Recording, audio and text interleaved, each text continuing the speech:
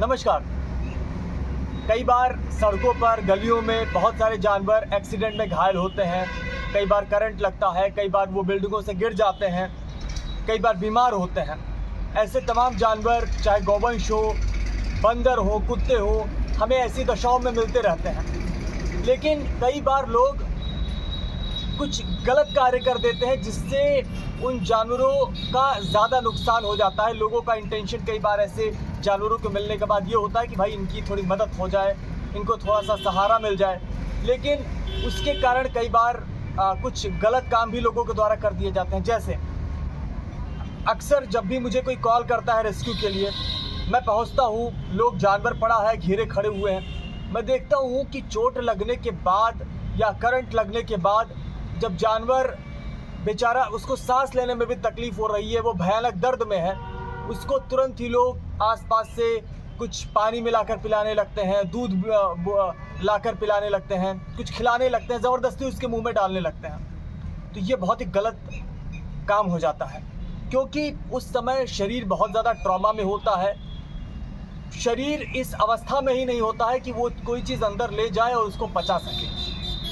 और ऐसे में जब हम ज़बरदस्ती उसको ऐसी अवस्था में कोई चीज़ खिलाते या पिलाते हैं तो उसका प्रेशर जो है ज़्यादा पड़ता है, उसको सांस लेने में और ज़्यादा तकलीफ़ होने लगती है और कई बार वो उसकी मौत का कारण बनता है। जब भी कोई ऐसा एक्सीडेंट होता है जिसको हम मेडिकल इमरजेंसी बोलते हैं, ट्रॉमा की कंडीशन होती है, तो ऐसे में आप देखते होंगे कि मरीज को जब अस्पताल ले जाया जाता है इंसानों में, तो उसको ऑक्सीजन लगा दिया जाता है, उसको ग्लूकोज लगा दिया जाता है, उसको कोई चीज़ ओरली नहीं दी जाती है, उसको कोई चीज़ मुंह से नहीं खिलाई जाती है।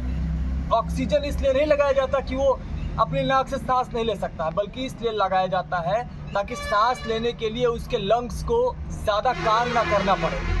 क्योंकि अगर लंग्स को ज़्यादा प्रेशर पड़ेगा, सांस लेने के लिए बॉडी में ग्लूकोज ले जाने के लिए ज़्यादा प्रेशर पड़ेगा उसके पाचन तंत्र में, तो फिर बाकी जो ऑर्गन्स हैं उसके ऊपर भी ज़्यादा दबाव पड़ता है और ऐसे में कार्डियक अरेस्ट का खतरा, दूसरे ऑर्गन्स के फेलियर का खतरा बढ़ जाता है।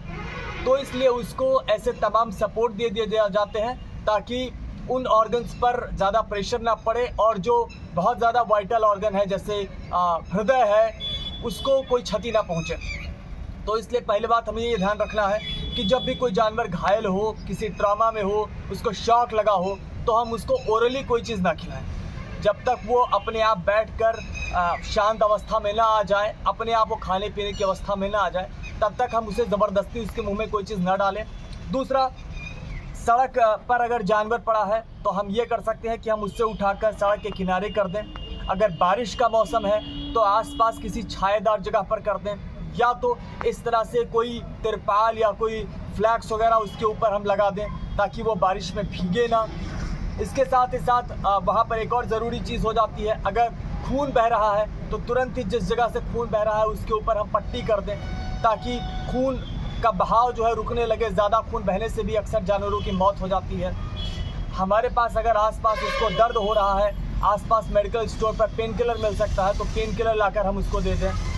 ऐसी कुछ चीज़ें की जा सकती हैं। अगर उसमें कीड़े पड़े हुए हैं, हमें आसपास टर्पेंटीन ऑयल नहीं मिल रहा है, तो हम लोग फिनाइल, और जितना ही फिनाइल ले उतना पानी मिलाकर उसको घाव पे डालकर हम लोग कीड़ों का उपचार कर सकते हैं। तो इस तरह की कुछ फर्स्ट एड जो है हम उसको दे सकते हैं। घाव भरने के लिए हम लोग सरसों के तेल में हल्दी डालकर उसको खौला लें गाढ़ा गाढ़ा, उसको घाव के ऊपर लगा दें, पट्टी कर दें। घाव में भरने में वो काफ़ी ज़्यादा मददगार होता है।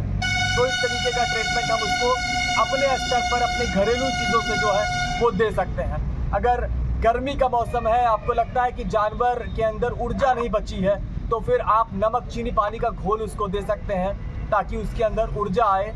अगर वो डिहाइड्रेटेड लग रहा है तो भी ऐसा किया जा सकता है। तो ये तमाम फर्स्ट एड का काम जो है हम लोग को करना चाहिए, सावधानियां हमें बरतनी चाहिए और फिर नज़दीकी डॉक्टर को या जो भी रेस्क्यू के एक्सपर्ट हैं हमको उनको कॉल करना चाहिए।